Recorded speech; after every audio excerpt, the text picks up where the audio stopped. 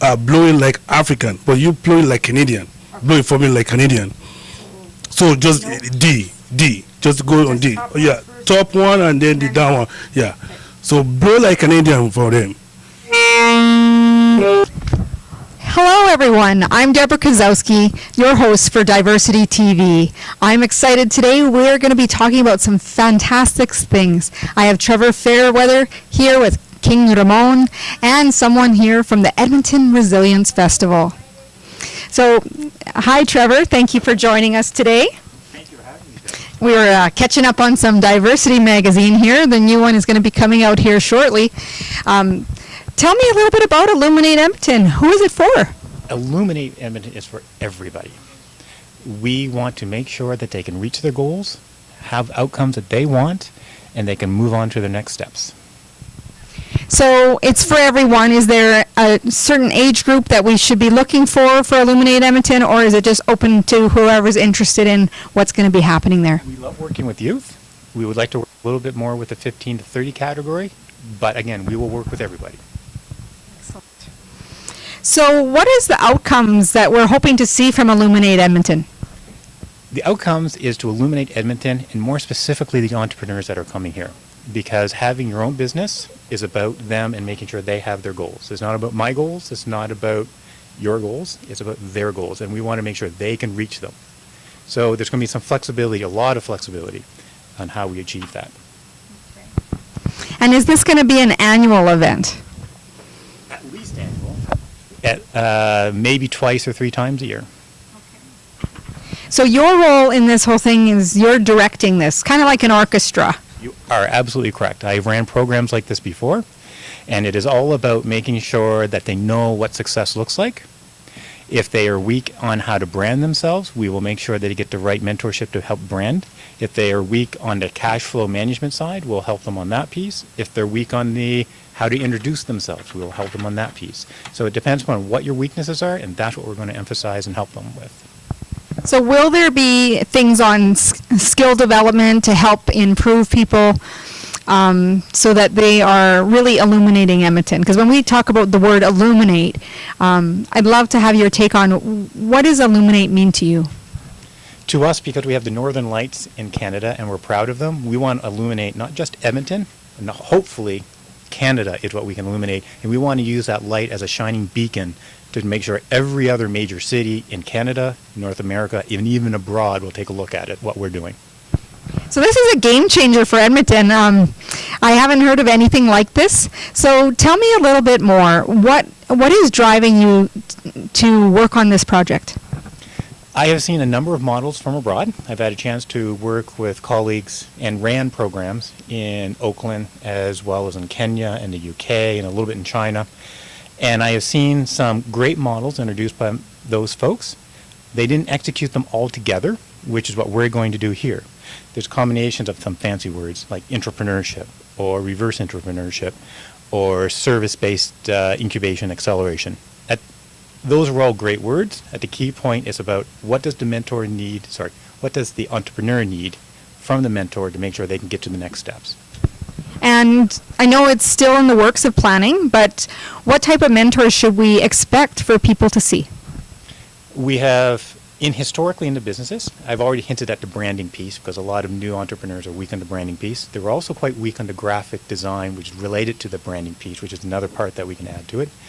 They also have a poor understanding of taxes, so having some accountants and bookkeeping to help them on that cash flow piece, and I hinted on that before.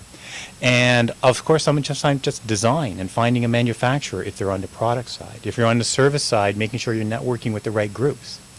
Accountant, as an example, an accountant who wants to do a service side business, networking with a bunch of accountants, is that really who their business is going to go towards, unless they're developing a partnership? So it's all those different pieces that we want to make sure that they focus on, and that's what they target in their business plans and what they want to have an outcome in 3 months, 4 months, 6 months down the road. So what I hear is you're also going to be teaching them how to network more effectively. What are some of the current things that you're seeing in networking that people are just not doing right? What are the things that stand out that are the big no-nos when it comes to networking in business? The funny part of it is, like, sometimes just being dressed up a little bit, being able to present yourself. I was working with an entrepreneur this morning who does business tips on their Twitter, and they said it beautifully. If you don't dress up for a meeting, that means you don't care. And that's what you send to your customer as a message if you're not dressing up for them. The other part that is on branding is being able just to introduce yourself. We had a speaker series for the last 2 or 3 weeks with diversity, and when people did a round table, they just didn't even say their name. And how are you supposed to be known if you don't even say your name in an introduction? It's even just those little things to get to people practice with. It is very interesting. And how about when it comes to business cards? I know I've been to different events where some people are giving them out like they're playing blackjack, which can be a huge turnoff. But what is your take on when is the right time to give the business card? I have tricks for that. The right time is when you actually see in a gleam in the person's eye to actually think, oh, I like this person, and you can have that chance for follow-up. If they do give it out like candy, like you're implying, the purpose of giving it out is to do follow-up. So if that person gives you the card, do the follow-up. Try to get a coffee, try to get hello. They may say a polite, go away please, or they say, yes, you have a great day, can we meet in 4 weeks? But at least it gives you that follow-up and that continuation of a relationship with them. Okay. The trick I like to use, by the way, for the business cards is I ask if I can take a photo and tweet it. This is who I was talking to. Excellent. That's a really cool, and I don't think I've heard anyone say that. Because not only do you publicize who you were talking to, but you also get to say you're out there being active. So one of the things that I'm noticing here just in our conversation, when we're thinking Illuminate, it's about raising the bar. It's about being that beacon in Canada, or even globally, especially when we're thinking about tweeting someone's business card, suddenly that's global. Correct. But when you're thinking about all this, when it comes to raising the bar and this Illuminate phenomena, or movement, let's call it a movement, what are the things that people should be doing to raise that bar just a little bit higher? What would be 3 things you would tell them? Think more than just Edmonton, because if you illuminate just yourself in your own house, not many people are going to see it. So open the curtains, open the doors, start doing business internationally, across the borders, so people can actually see you. Then you can illuminate, then you can be a beacon, then you can be a northern light that people will see from all over the place. Thank you, Trevor, very much for joining us. Illuminate Edmonton, I will be your MC. I'm so excited about this event. It is on June 25th, and we have it at the Alberta Teachers Association building at 11010 42 Street. And in a few moments, we're going to spice things up with King Ramon.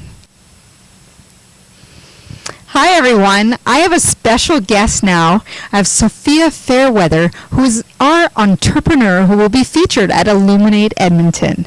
Sophia, tell us a little bit about what got you started in business. Well, I saw my dad had not pretty and really prickly Velcro, and I asked my dad, why is it not pretty, and why is not pretty, why is it really prickly, and my dad said, well, we can make it that way, and that's how we started. Wow, just by the feel of Velcro. So what kind of things do you make with Velcro? Do you mean like how you use it? How are you using it? I'm using it for phones mostly, but then I'm using it to hang things. Do you have an example we can show people on the camera? Yes.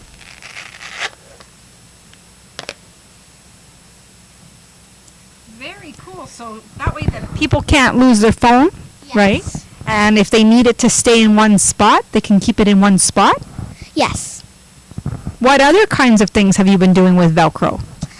For an example, at a business ball, we had this spoon, like a plastic spoon, and we put Velcro on it and we sticked it, and we had a candy box stuck to it with one of my big decals.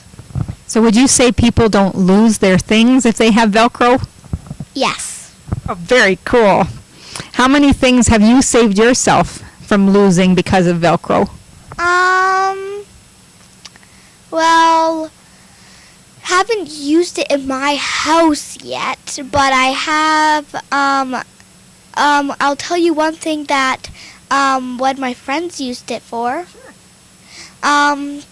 So they had 2 wallets, and they stuck both of the sides of my Velcro, which was a soft and prickly, and they stuck it together so it was a 2 wallet. And then when someone needs one, you can rip it off and give it to them, and even has a pretty decal on it. Well, you're pretty innovative and creative, and looking at how many different things people can use with Velcro. Can you show me your portfolio and some of the things that you have here? Yes.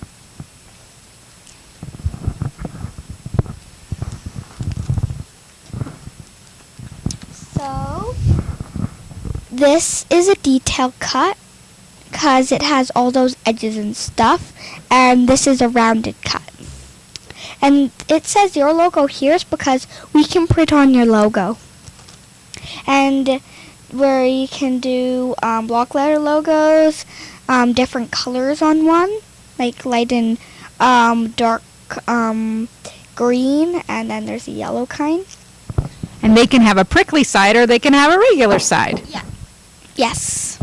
So what's the name of your business? Decals by Sophia. Very cool. And what are you going to do with some of the money that you make?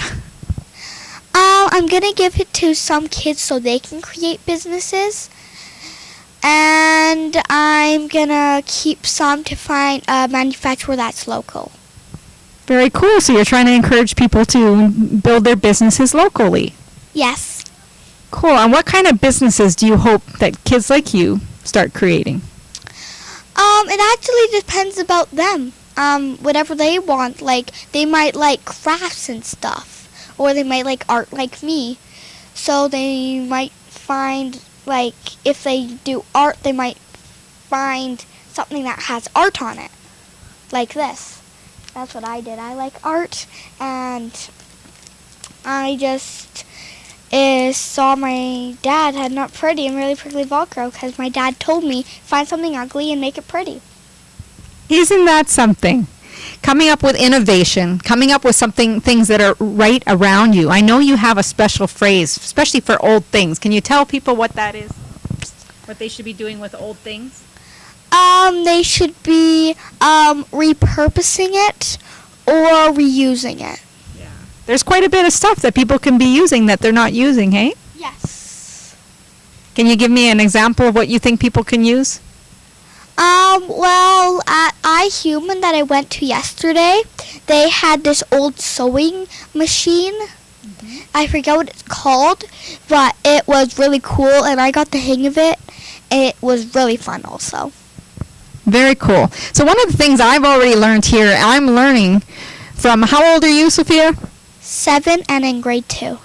Wow. So if we have our future entrepreneurs are starting at age 7, grade 2, imagine what you can do if you applied yourself like Sophia's. How many units do you hope to have this year? Do you mean like how much will I sell? Yeah. So for a year or a month? You pick. Year. 10,000. Wow. That is quite a production. And is that mostly, would you say that's your profit? And how much profit would you anticipate making? 70,000. Wow. So here you have it, grade 2, age 7. I don't see any excuses. I see someone who has great ideas, taking things that can be reused, or just having a vision of taking something that she was asking a question about something pretty versus prickly. Yeah. Right? So here is a product that's developed just from a question, thinking about the questions that you're asking in your world, and how can you make them pretty or something better than before. Yes. So what is one tip you want to tell everybody there on our video here about becoming a business owner, or maybe Illuminate Edmonton? Well, so if you basically want to have a business, you can basically go around and see things, and if you catch your eye on something, you can maybe make it prettier, make it more designable, make it maybe make a craft, or maybe make the same thing but out of puzzle pieces. Very cool. So what is one thing that you have learned on your journey as being a business owner? To me, it's really fun. I can learn math from it. I can learn how to do voice to text and read text, and I've been able to write better and faster. See, there's a lot of skill development when you become a business owner because you're starting off pretty much on your own and you're learning a lot of different skills. But again, here we have grade 2, age 7. Come to Illuminate Edmonton. Come and learn what I have just learned from Sophia. We hope to see you there. Thanks so much, Sophia, for joining us today. Hello, everyone. It's your diversity host, Deborah Kozowski, back with you. We have King Ramon, and he's going to be playing a song called Girl, Let's Get Up and Dance.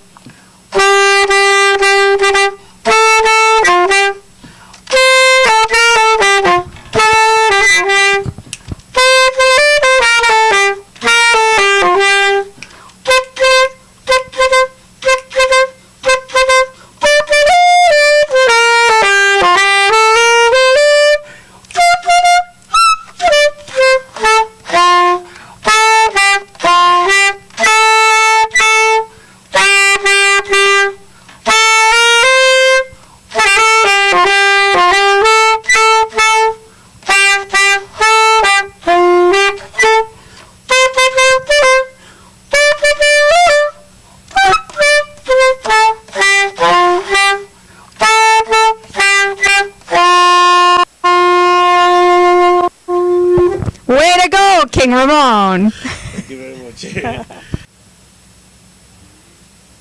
Check that out.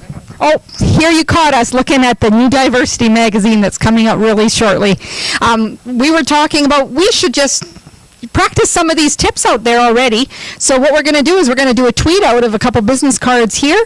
And so when you meet someone at your networking event and you just met them and you have a connection, what a better way. Take a picture of the cards and tweet it out. Oh, look at that. How cool. Hope that you'll be able to do that as well. But we're going to carry on here, talk a little bit more about Illuminate Edmonton, about why it's such a big movement here coming to Edmonton, something that you've never experienced before. So, Trevor, tell us a little bit more how people can get involved and really participate in making this a meaningful event for them. The best thing you can do is make sure you find your passion and use that passion to drive what interests you. And with our clients and customers that we work with, we make sure we work with their passions, not our passions, not even your passions. So, and from that, you can see where some of these passions are going, where the desires are going, what some of the outcomes are, because you can go to the LinkedIn, you can go to the Twitter, we can go to Facebook, all of them from the Diversity Mag. The Twitter account is the Diversity Mag organization. And from that, you can either phone us to make actively involved. You can actually phone us or send us communication from any one of those places. And our phone number is 780-705-3338. And you could just email also at info@diversitymag.ca. So we're in just about every social media that's popular. And you can reach out to us and connect us, share your stories, how you can get interested, ask our questions. And if you have ideas, write them down on a one-page summary, and we'll make sure we have someone that reviews that summary for you. So not only can you write down what your passions are, you can actually get feedback and progress to that next step. So the other thing that's running through my mind as I'm talking to you, we have diverse groups in our community. We have employees, we have the entrepreneur, and then we have employees who are bridging or transitioning to becoming that entrepreneur. Is there a definition of who should be there, or what should they be open to when they come? We work with everybody, and what you should be open to is the level of commitment that you can put into place. Everybody has life that gets in the way. So you're right. A lot of people who can just start their ideas will still have to be an employee somewhere. They're often called paycheck entrepreneurs, in which they're doing their business on the side while they figure out their business planning and do all their research. Once they hit a certain point, they're actually going to have to be the person out there selling, because no matter what happens in any business, people always want to talk to the founder. So when you're doing an event like this or an interview like this, they want to talk to the founder. They don't want to be talking to one of your employees. When you're out doing a speech or a speaker series or being invited to events, they want to know whose idea was it? What was their vision? What was their passion? What was the problem they were solving? These are all the questions, and you can't send somebody else to do that. It has to be you. So I can just imagine some of the people in the audience that they're like, oh, I think they're going to push me a little bit out of their comfort zone because, you know, some of these people have been working on these projects in their own home and they're not thinking about, I'm going to have to go out and speak in front of groups, or I'm going to have to sell myself, or I'm going to have to do some of these things. So what advice would you give to somebody who's, I don't know if I should come to Illuminate Edmonton because I'm stepping out of my comfort? That's the reason why we have the mentors we have, is so you can feel more comfortable stepping out of your comfort zone. Because once you know what to do and how to do it, you become more comfortable doing it. Practice is what you need to become perfect. And with that practice, hopefully we can create that perfection and get you to that next step. So this is a game-changing event in Edmonton. You will want to be a part of Illuminate Edmonton. Since we've been working on the tips and strategies, I'm going to ask Trevor, what is one tip you would love to leave with people today when it comes to Illuminate Edmonton and their participation? What would be one thing that they could do today for their business to make the biggest difference? Make sure people know where they are and how to find them. Do not be hiding. Sometimes you need a website to be out there. We've talked about social media to be out there, but you have to be out there. If people don't see you, you do not exist. So that's it. You can't stay behind your computer and think that someone's going to find you online or in person. You need to get out and let people know all about who you are. And now we're going to bring in King Ramon. I'm going to get some sax lessons. Hi everyone, it's Deborah Kozowski with Diversity TV. Now King Ramon is going to teach me a few lessons, but first he's going to play a little tune, and he's going to show me a few things, and then I'm going to give it a try. We're going to have to be very careful, because I know when people are learning this instrument, that it can get a little squeaky. Yeah, it gets squeaky. Yeah, that's true. But what I'm going to do, I'm not going to play. I'm going to let you play. So I will just direct you, because I'm a good teacher, and then I think you are a good student. Good. So I'm going When the student is ready, the teacher appears and look at you here today. There you go. So that's how it is. I'm going to give it to you, and I'll Okay. just show you what to do. Okay. So I guess we're trading? Yeah. All right. This goes. It goes right here. Perfect. Yes. Okay. So those are your keys. Yeah, those are your keys, and that's your keys. Okay. So what you are pressing right there is called G key. Okay. Yeah, so that's G. So all the white key that we press down, that's G key. Okay. Going to D. So if you go up here now, you have your G, and if you go down here, you press everything, you have your D. All together, you press everything together is your D. Okay. But if you leave this one on, that's your G. So try to blow it, and let's see what you can do. Have to press down here. Press down there and then press up here together. Yeah. So that will be your D. Okay. Yes, yeah, it's going to squeak because you don't relax your jaw. You need to relax your jaw, Okay. and then so that you can let the air blow out freely, like that. Yeah, there you go. But do you hear it now? I say D. Do you hear the sound? Yeah. You try it again. Let me see. You hear the D. Yeah. That's what it is. So in the other hand, you say do. Okay. So that's what sound here. Perfect. All right. So I will let you try the key of G. So you don't press this side, you only press this 3 white key up there. That will be your G. So try the G. Do you hear the G? Yes. Yeah, it sounds like that. That's how it is. So now try both together. So D and G. Good. That sounds really good. I like that. So you see. King Ramon is a good teacher. Yeah, you're a good student. You really do good. Okay, now blow it like I'm going to say. If I'm going to say to mine, I would say blow it like African, but you blow it like Canadian. Okay. Blow it for me like Canadian. So just D. Just go on D. Oh, yeah. top one and then the down one. Yeah. So blow like an Indian for them. That's it. How cool. That's really, really good. Yeah. And I'm going to trade just so you can finish off with a final tune Okay, for good. all of our viewers. So what I'm going to do here, I'm going to do some kind of trick for you. So because when I go outside to practice or I rehearse, I like to listen to the birds. So I always match their tone, like how they whistle. I always like to match their tone. So what I would go do now. So let me say I hear some stuff like that now.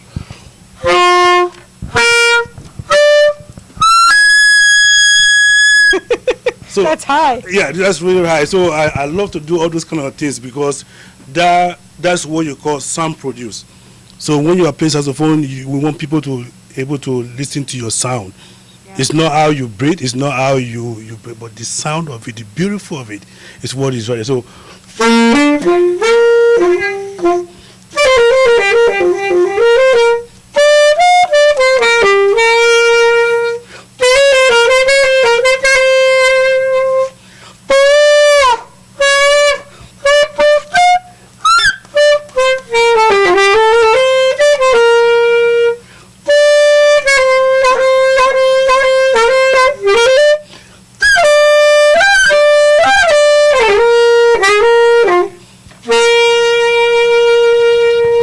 Well, King Ramon, you have some soul. Thanks so much for giving me a saxophone lesson. Now I have a new instrument to play. good.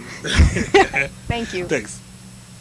And in just a moment here, we have Tanya Riviere coming to talk to us about the Edmonton Resilience Festival. Hi, everyone. We're back with Diversity TV, and now I have Tanya Riviere from the Edmonton Resilience Festival. So this isn't the Renaissance Festival, it's the Resilience Festival. So one of the things that I hear just in that title is that we're trying to build some resilience in Edmonton. Yes, exactly. We're talking about personal resilience and resilience within your family, community and neighborhood resilience, and local city resilience. So with resilience, that we're trying to build this in community, what is the purpose? Why should people be attending this event, and why is it so crucial at this time? We know that we need to change our systems. I think most people would agree that that's a fair assumption. The global systems that we're reliant on, although we may be able to be reliant on them for quite some time, aren't healthy systems. So what this festival does is it provides people with a sense of community and the skills needed to make an impactful change in your lives directly. So what kind of things will we be seeing at the Renaissance? Here I am, Renaissance Festival. Catching Myself, Resilience Festival, very different things, but this resiliency that we're building, what will we see when people attend? Well, we have a total of about 52 events over the weekend, and it runs from April 29th, Friday, tomorrow, with a few BYOVs until Sunday, May 1st. And we have conversation cafes, skill sharing workshops, and a community connections fair and film screenings. So our workshops we have paid workshops there from $10 to $50, and then we have free workshops. The conversation cafes are free, and the community connections fair is free, and then there's activities in that. So some of the workshops include how to grow a resilient garden, indoor worm composting, beginner beekeeping. Some of our conversations are around pesticide use and the regulations in Canada and what our alternatives can be, how to build capable and capable communities, neighborhoods. So there's a vast degree of topics and subjects in the festival. And then we have free activities, like I said, including a pop-up little free library so people can exchange their books, an alternative clothing exchange. The clothing textile is vastly uses our resources. So instead of throwing out your clothing, 95% of the clothing that we do wear can be upscaled. So we're going to have a clothing swap. We have children's permaculture, we have a crafting area, We have a human library where you can borrow a person and learn a skill instead of borrowing a book. So there's plenty to go on, all built around community. Wow, this is very different, out of the box, very innovative type thinking. So this resilience, what I'm hearing is mindfulness, but also a real alternative way of looking at resilience. It's about building capacity, connecting with people and conversations to really know that we don't have to go through these things alone. 100%. Resilience is social capital. We need to work together, and we need to build the systems to be able to adapt to change in a positive, healthy way. So as with the word success, there's many definitions for mindfulness. What does resilience mean to you? I knew you were going to ask. Everybody asks this question. And resilience is so personal. Resilience is part of the human condition. But in terms of this festival, we're talking about the ability to adapt to change in a positive, healthy, and collective way. So if we've been leaving tons of tips with our audiences, what would be 2 tips you would offer people about resilience from your own experience? Wow. That's a good question and something I really haven't thought about before. You know, resilience is a choice. And we all have the capacity to make choices. Our experiences with the world, we can look at it in a negative way or we can look at it in a positive way. We can look at it as a growing experience. And ultimately, that's what it comes down to. It's a choice.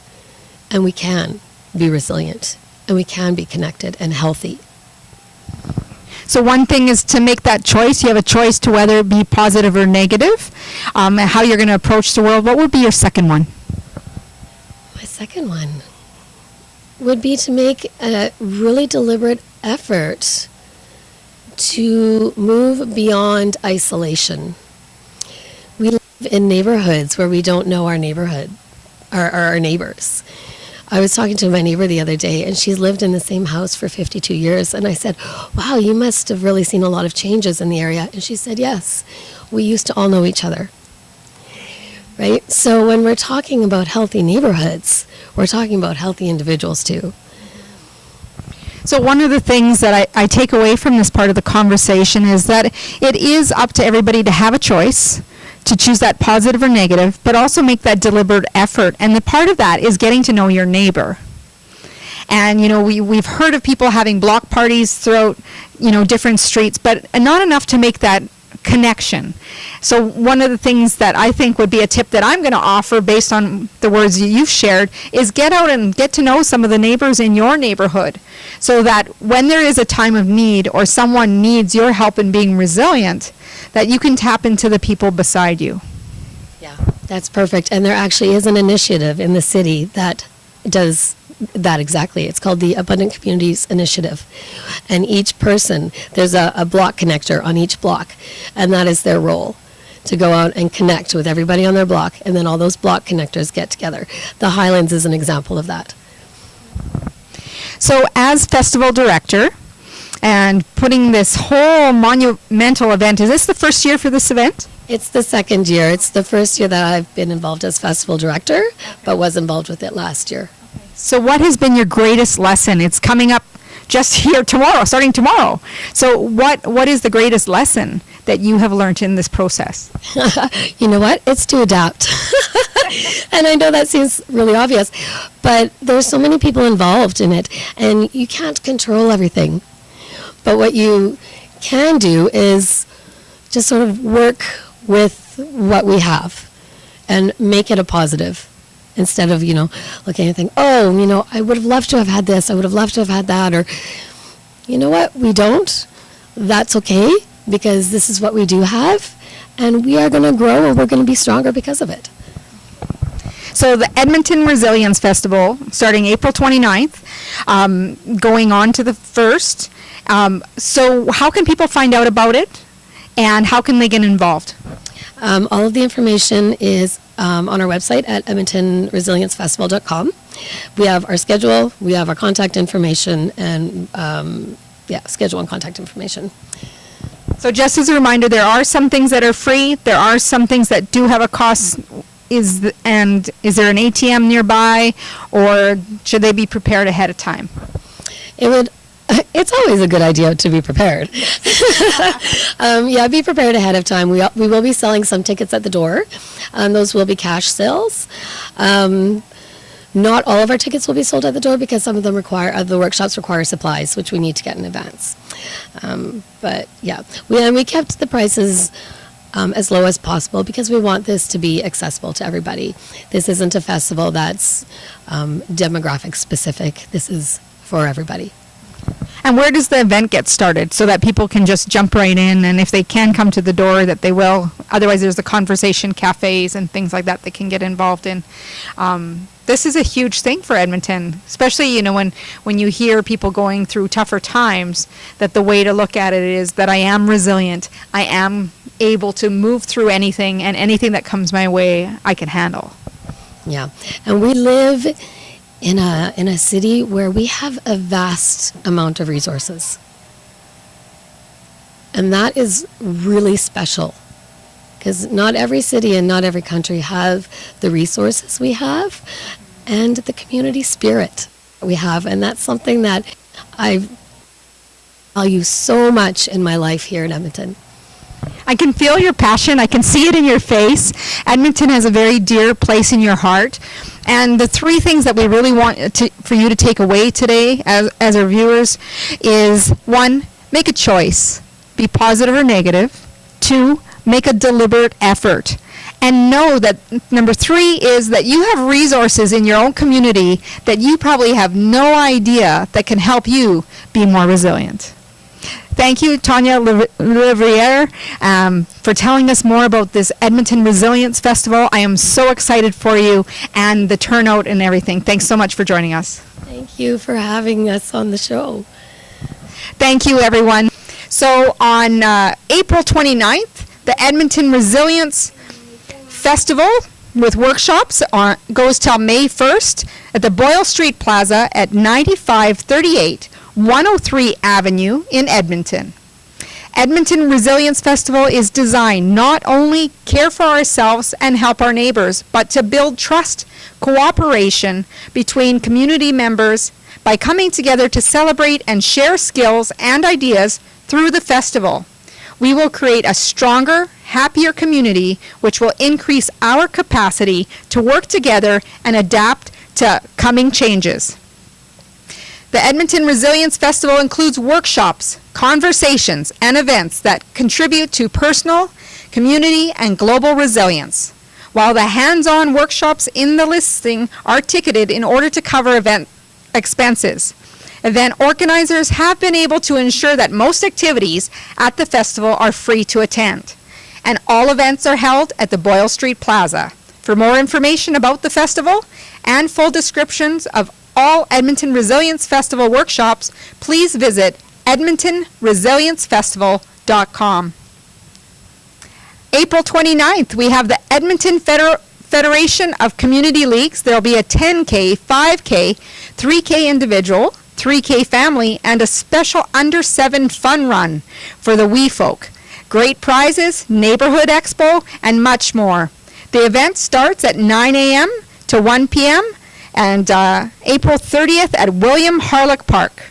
Race pickup at the Running Room on 109th Street at 8537 109th Street, Edmonton. For more information, please call Nora Borgare at 780-437-2913. On April 30th, Happy Independence Day to all Sierra Leoneans in Edmonton, celebrated at Londonderry Community Hall at 6:30. On May 1st, we have International Workers' Day. The event will get started at 1 p.m. and with a rally at the Edmonton Legislature, and 2 p.m. there will be a march to Winston Churchill Square. At 3 p.m. there will be a plaque dedication ceremony. 3:30, there will be light refreshments and at the lower level Stanley A. Milner Library, followed by 4 p.m. a free performance of Piece by Piece, a tribute to the GWG workers with live music by Maria Dunn. And 5 p.m. starts a labor cabaret and social at Brittany's Lounge at 10225 97th Street. Defend the rights of workers, defend the rights of all at International Workers' Day on May 1st.